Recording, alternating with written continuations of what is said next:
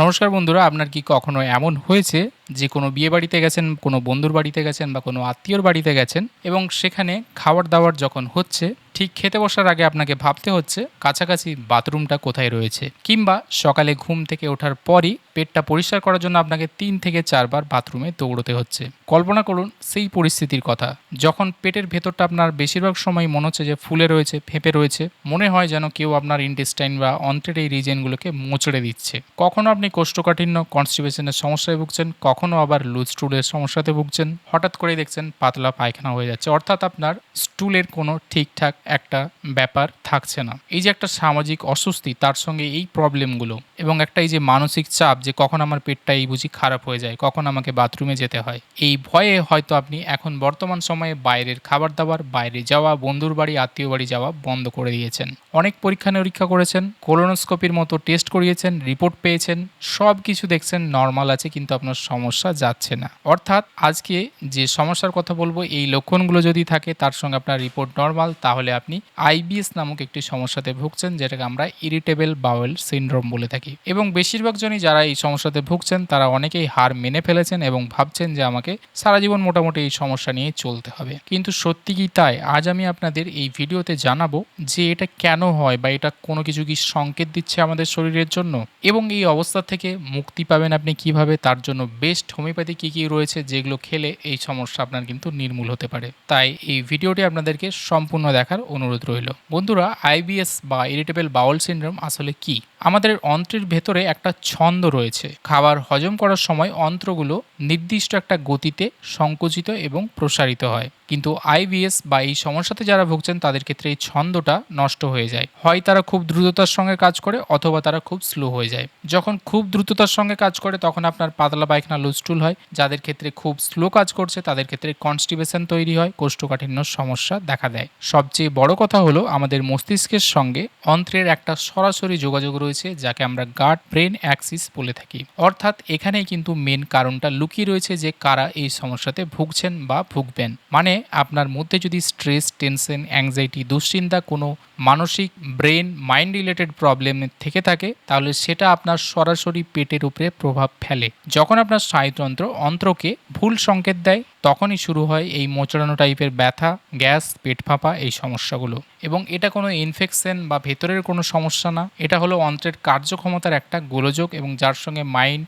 কিন্তু অত্যন্ত অঙ্গ প্রত্যঙ্গতভাবে জড়িয়ে রয়েছে। হোমিওপ্যাথি চিকিৎসার ক্ষেত্রে একটা বিষয় মনে রাখা দরকার যে এই সমস্যাকে ট্রিটমেন্ট করতে গেলে এটিকে আমরা শুধুমাত্র পেটের সমস্যা বা পেটের রোগ হিসেবে যদি চিকিৎসা করি, তাহলে কিন্তু এটা সম্পূর্ণরূপে নির্মূল আমরাও করতে পারবো না। এই ক্ষেত্রে আমাদের শরীর এবং মন, এই দুটো জিনিসকেই খেয়াল রাখতে হবে। দুটোরই সাইন অ্যান্ড সিমটম লক্ষণ অত্যন্ত জরুরি। তাহলে চলুন এবারে সেই সমস্ত হোমিওপ্যাথিক ওষুধগুলোর সম্পর্কে জেনে নিই, তাদের লক্ষণগুলোও জানবো। আমাদের ১ নম্বর ওষুধ হলো আর্জেন্টাম নাইট্রিগাম, যেটা আইবিএস এর প্রবলেমের জন্য বলা যেতে পারে one of the best medicine. এর প্রধান চাবিকাঠি হলো অ্যান্টিসিপেটরি অ্যাংজাইটি, অর্থাৎ আগাম দুশ্চিন্তা। কোনো ইন্টারভিউ দিতে যাওয়ার আগে, কোথাও বাইরে বেড়াতে যাচ্ছেন তার আগে, কোনো গুরুত্বপূর্ণ কাজে বেরোচ্ছেন তার আগে, যদি আপনার পেট খারাপ হয়ে যায় এবং বাথরুমে দৌড়তে হয়, তাহলে এটা আপনার জন্য একদম প্রধান ওষুধ। এই ওষুধের পেশেন্টের প্রোফাইল যদি দেখি, তাহলে দেখা যাচ্ছে যে এনারা একটু তাড়াহুড়ো করে কাজ করেন। সব সময় সময়ের আগে কাজ করা বা আগে পৌঁছানোর একটা ব্যাপার। অর্থাৎ ধরুন আপনার কোনো একটা কাজ রয়েছে, ইন্টারভিউ রয়েছে,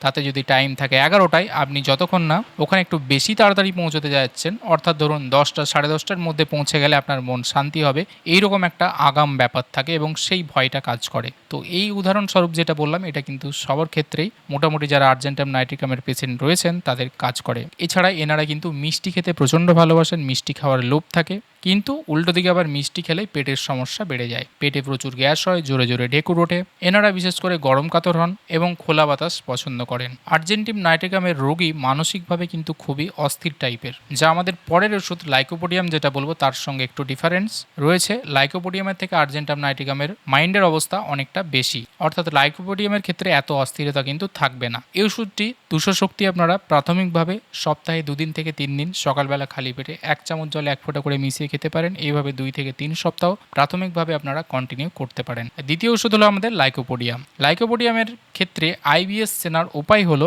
যে সমস্যা 4টে থেকে 8টার সময় বেশি, অর্থাৎ বিকেল 4টা থেকে রাত্রি 8টা পর্যন্ত। পেট মনে হয় যেন একদম ড্রামের মতো ফুলে গেছে, বিশেষ করে পেটের নিচের অংশ। এই রোগীরা সাধারণত গরম খাবার খেতে বেশি পছন্দ করেন। মিষ্টি জাতীয় খাবারের বেশ ভালোই ভক্ত, মিষ্টি খেতে ভালোবাসেন। খিদে খুব পায়, কিন্তু 1 থেকে 2 গ্লাস খাওয়ার পরে এদের কিন্তু খাবার ইচ্ছেটা চলে যায় বা মনে হয় যেন পেট একদম ভর্তি হয়ে গেছে। অনেক সময় এনার কোষ্ঠকাঠিন্যতে ভোগে। মলত্যাগের পর মনে হয় যেন পেট পুরোপুরি খালি হলো না। একটা গুরুত্বপূর্ণ লক্ষণ যে বাইরে এনারা খুব আত্মবিশ্বাসী দেখালেও ভেতরে ভেতরে এনারা একা থাকতে ভয় পান। এক্ষেত্রে লাইকোপোডিয়াম 200 শক্তি দিনে একবার সকালবেলা খালি পেটে 1 চামচ জলে 1 ফোঁটা করে মিশিয়ে সপ্তাহে 2 থেকে 3 দিন আপনারা খেতে পারেন। এইভাবে 2 থেকে 3 সপ্তাহ প্রাথমিকভাবে কন্টিনিউ করতে পারেন। আমাদের তৃতীয় ওষুধ হলো নাকশমিকা, অনিয়ম এবং তার সঙ্গে যারা আইবিএস এর সমস্যাতে ভুগছেন তাদের জন্য এটা রাজা ওষুধ বলা যেতে পারে। এবং এর প্রধান লক্ষণ হলো বিফল মলবেগ, অর্থাৎ রোগী বারবার বাথরুমে যায়, বারবার তার মলত্যাগের বেগ আসছে, কিন্তু ডিস্যাটিসফাই হয়ে তিনি বাইরে আসছেন, তার স্যাটিসফ্যাকশন আসছে না।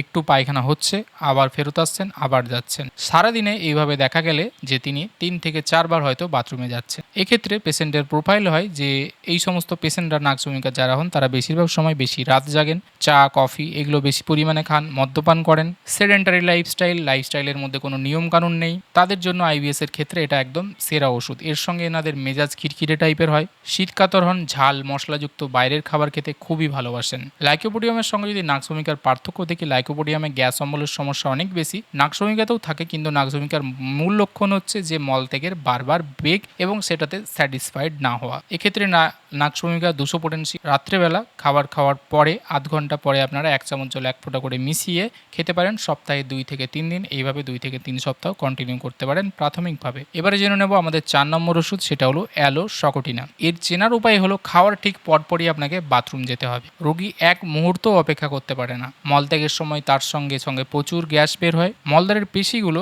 এই রোগীর ক্ষেত্রে একটু দুর্বল হয়ে পড়ে। এমনকি গ্যাস পাস করতে গেলেও তার ভয় হয় যে তার মল বাইরে বেরিয়ে যাবে কিনা। সকালে বিছানা থেকে উঠে পা রাখলেন আপনি নিচে, তার সঙ্গে সঙ্গে আপনাকে বাথরুমে দৌড়তে হয়। আর্জেন্টামনাইটিকামও কিন্তু ডায়রিয়া রয়েছে, কিন্তু সেটা হয় দুশ্চিন্তা থেকে। অ্যালোতে ডায়রিয়াটা মূলত পেটের যে অন্ত্রের পেশিগুলো রয়েছে তার দুর্বলতার জন্য হয়ে থাকে।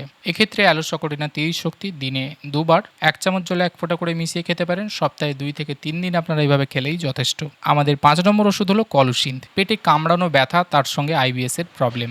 সামনের দিকে ঝুঁকলে বা জোরে চাপ দিলে ব্যথা একটু আরাম হয়, এবং প্রচণ্ড রাগ বা এই অ্যাংরি টাইপের যে ব্যাপারগুলো, ঝগড়াঝাটি, তারপরে যদি আপনার পেটের সমস্যা শুরু হয় তাহলে সেক্ষেত্রে colocynth one of the best medicine. Patient এক্ষেত্রে বিছানায় শুয়ে পড়েন, অনেক সময় বালিশ চাপা দিয়ে শুয়ে থাকেন, তাতে আরাম হয়। ডায়রিয়া বা মলের সাথে সাথে কিন্তু প্রচণ্ড পেটে কামড় বা যন্ত্রণা টাইপের ব্যাপার থাকে। এক্ষেত্রে কলুসিন্থ 200 শক্তি দিনে একবার সকালবেলা খালি পেটে 1 চামচ জলে 1 ফোঁটা করে মিশিয়ে আপনারা খেতে পারেন সপ্তাহে 2 থেকে 3 দিন প্রাথমিকভাবে। আমাদের 6 নম্বর ওষুধ আমরা জেনে নেব এবারে, সেটা হলো পোডোফাইলাম। এর গোলমেডেন সিমটম হলো যে আপনার মলত্যাগ হচ্ছে সেটা পাতলা হচ্ছে এবং তার সঙ্গে বেশ দুর্গন্ধ, কিন্তু পেটে সেরকম ব্যথা যন্ত্রণা থাকে না। মলত্যাগের পর রোগী একদম নিস্তেজ হয়ে যায়, কোনো এনার্জিই থাকে না, মনে হয় যেন চুপচাপ বিছানাতে পড়ে থাকি। সাধারণত গ্রীষ্মকালে বা কাঁচা ফল খেলে এনাদের এই সমস্যা বাড়ে। মলের পরিমাণ অনেক বেশি থাকে, খুব দুর্বল বোধ করেন, অনেক সময় মলের সঙ্গে আম বা যেটাকে আমরা মিউকাস বলে থাকি সেটা যায়। এক্ষেত্রে পোডোফাইলাম 30 শক্তি দিনে 2 বার 1 চামচ জলে 1 ফোঁটা করে মিশিয়ে আপনারা খেতে পারেন সপ্তাহে 2 থেকে 3 দিন। আমাদের 7 এবং শেষ ওষুধ হলো ন্যাট্রাম কার্প। সামান্য খাবারের অনিয়ম হলেই যাদের পেটের সমস্যা, আইবিএস এর প্রবলেম দেখা দেয়, বিশেষ করে দুগ্ধজাত খাবারগুলো, মিল্কে যাদের অ্যালার্জি রয়েছে, এবং এই রোগীরা রোদ একদম সহ্য করতে পারেন না। সামান্য গরমে বা রোদে গেলে এদের মাথা ব্যথা হয় বা পেটের সমস্যা শুরু হয়ে যায়। মানসিকভাবে তবে এনারা একটু ধীর টাইপের হন, সহনশীল প্রকৃতির হন। মনে রাখতে হবে লাইকোপোডিয়াম এক্ষেত্রে গরম খাবার খেতে চায়। ন্যাট্রাম কার্পের উল্টো দিকে গরম জিনিসটা, বিশেষ করে গরম খাবার বলুন বা গরম ওয়েদার বলুন, একদমই সহ্য হয় না, তাতে আরও উল্টে খারাপ হয়। এক্ষেত্রে ন্যাট্রাম কার্প 200 শক্তি দিনে একবার সকালবেলা খালি পেটে 1 চামচ জলে 1 ফোঁটা করে মিশিয়ে সপ্তাহে 2 থেকে 3 দিন প্রাথমিকভাবে খেতে পারেন। সুতরাং বন্ধুরা, আজকের ভিডিওতে আমরা জানলাম আইবিএস এর সমস্যার জন্য প্রধান 7টি হোমিওপ্যাথিক ওষুধের ব্যাপারে।